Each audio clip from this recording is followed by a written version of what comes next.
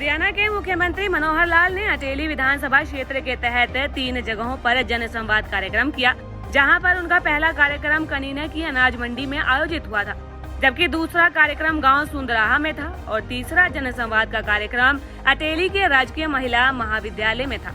इस दौरान सीएम ने जहां लोगों की जन समस्याएं सुनी, तो वहीं उन्होंने कई परियोजनाओं का शिलान्यास किया और उद्घाटन भी किया।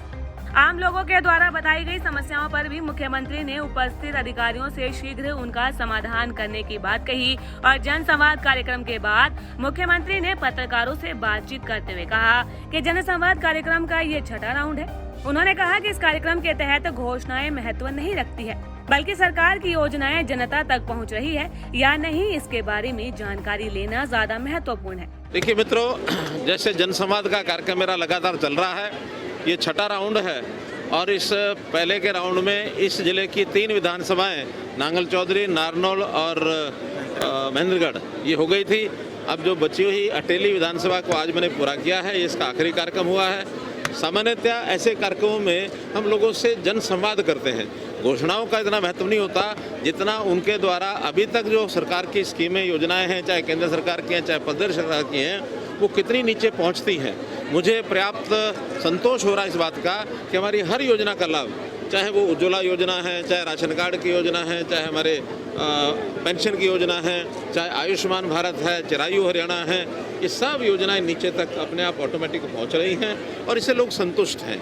इसी प्रकार से जो लोगों की डिमांड्स होती हैं वो हम उनसे ले लेते हैं। कुछ इक्का दुक्का जो डिमांड्स हमको पहले पता होती हैं वो हम स्वीकार कर लेते हैं, लेकिन सारी डिमांड्स को प्रदेश में वहाँ जन संवाद नाम से एक पोर्टल बनाया हुआ है, उसमें लोड करते हैं और उसमें जितने टाइम में जो पूरी होने वाली होती है, अभी तक 14,000 ऐसी डिमांड्स जन संवाद पोर्टल पर चढ़ चुकी हैं, जिसमें से 2,500 पूरी हो गई हैं, बाकी प्रोसेस में चल रही हैं। और अभी हर दिन जैसे जैसे कार्यक्रम होंगे उसमें कभी 500, कभी 700, कभी 1000 ये नई जो डिमांड्स हैं, नए जो एप्लीकेशंस या ग्रीवेंसीज आती हैं वो उनको पर चढ़ाते हैं और ऑटोमेटिकली उनको बात करके उनको पूरा किया जाए। जैसे आज तो पिछले दिनों में मुझे पता लगा कि बहुत सालों के बिल पेंडिंग पड़े थे पब्लिक हेल्थ डिपार्टमेंट के।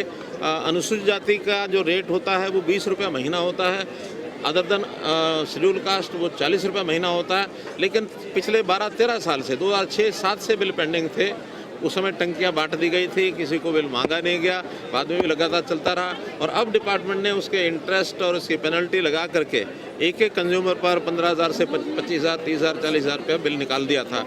जब हमें पता लगा हमने संज्ञान लिया और हमने ये कहा कि अब केवल जो बिल का राशि है कितने ही साल का है, 20 रुपये महीना, 40 रुपये महीना जो रेट है, उसमें इतने 15 सालों का अगर हिसाब लगाएं तो अनुसूचित जाति के व्यक्ति को केवल 4,000 रुपये से भी कम 3,800 रुपये देना पड़ेगा और जो अदर देन शेड्यूल कास्ट है उनको डबल 7,600 रुपया, इससे ज़्यादा नहीं होगा। इसलिए ब्याज और पेनल्टी सारी माफ़ कर दिया। केवल वो और जो पैसा वो तुरंत नहीं दे सकेंगे उनको भी हम किस्तों में लेंगे, किसी को भी दबाव नहीं डाला जाएगा।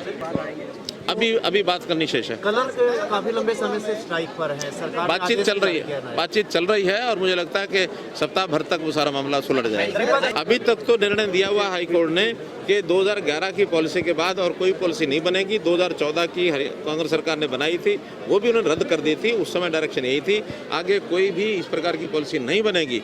नई कोई डायरेक्शन आप जो बता रहे हैं, अगर ऐसी होगी तो हम कोई ना कोई। दैनिक सवेरा के लिए नारनौल से नितिन की रिपोर्ट।